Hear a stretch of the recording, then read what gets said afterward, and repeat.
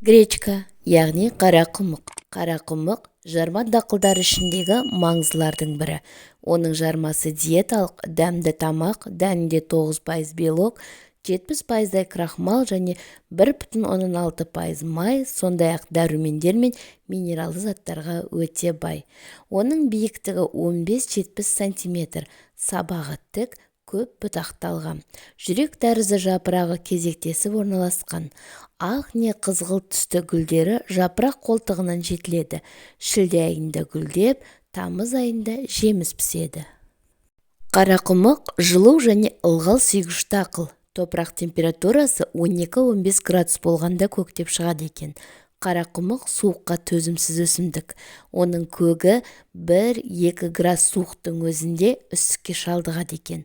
Ал өсімдік гүлдеген кезде температура 30 градустан жоғары. Ылғал жеткіліксіз болса, онда оның түйіні қурап, дәні түсіп қалады екен. Қарақұмық сонымен қатар топырақ таңдайды.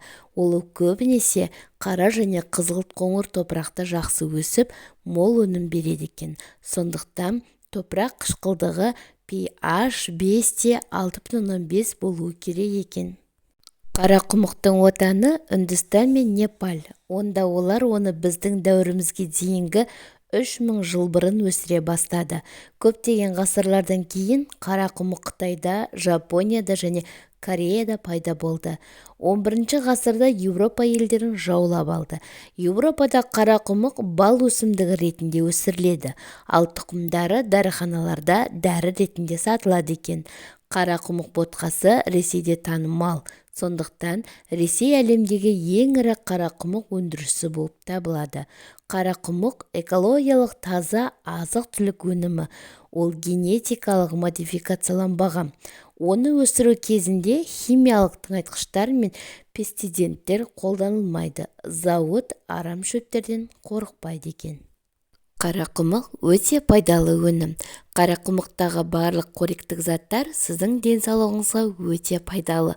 Басқалардың арасында оның минералдары мен антиоксиданттары иммундық жүйені нығайтуға және қорғауға көмектеседі. Метаболизмнің дұрыс жұмыс істеуіне ықпал етеді. Жүрек денсаулығын жақсартады. Қант диабеті сияқты аурулардың қаупін азайтады екен. Екінші жағынан, қарақұмық беретін талшықтың айтарлықтай мөлшері қандағы қант деңгейінің баяу көтерілуіне көмектеседі екен. Сонымен қатар, қарақұмықтың басқа да пайдалы қасиеттеріне көз жүгіртейік. Мысалға, ішек жұмысын жақсартады. Пісірілген қарақұмық талшықтарының үлкен үлесі ішек транзитін жақсартуға және реттеуге көмектеседі. Бұл іш қатумен және ас қорыту проблемаларымен күресуге көмектеседі. Семіздікке қарсы бұл тағамдағы талшық өте қанықтырады. Сонымен қатар оның құрамындағы стрессті және тәтті тағамдарды жеуге деген құштарлықты азайтуға көмектесетін фагамин деп аталатын зат бар. Депрессия сияқты эмоционалды жағдайларды жақсартады екен. Алаңдаушылық немесе стресс бұл жүйке жүйесін ынталандыратын В дәрумендерінің арқасында шоғырлануға ықпал етеді. Қарақұмық құрамындағы минералдар мен антиоксиданттардың арқасында зейін мен есте сақтау қабілетін жақсартады. Осы себепті бұл оқу кезеңінде адамдарға және қарт адамдарға өте ұсынылатын тағам. Өйткені ол деменция және басқа да дегенеративті аурулармен күресуде өте қолайлы. Қарақұмық бұл үлкен тағамдық құндылығы бар тағам. Ол денсаулыққа үлкен пайда әкеледі және көмектеседі. Сондықтан спортшылардың, жүкті әйелдердің және бала емізетін әйелдердің диетасына өте ұсынылатын тағам түрі. Өйткені ол көптеген қоректік заттардан басқа сүт өндіруге ықпал етеді.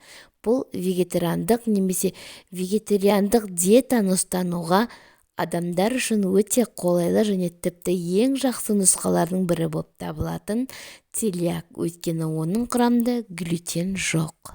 Бұл тағамды диетаңызға енгізіңіз, сонда сіздің денеңіз өте қолайлы заттармен қоректенеді. Бұл сізге ішкі және сыртқы сау және сау болуға көмектеседі. Сіз оны таңғы асқа, ұнға, йогуртпен немесе жеміспен бірге ұнға алуға болады. Үй нандары мен тәттілерін тіпті асықтан да дайындаңыз. Басқа негізгі тағамдарға қосымша ретінде. Бір сөзбен айтқанда, бұл өте жан-жақты бай және пайдалы тағам. Ақпарат пайдалы болса, арнама тіркеліп, лайк басып, пікір қалдырып, достарыңызбен бөлісуді ұмытпаңыз.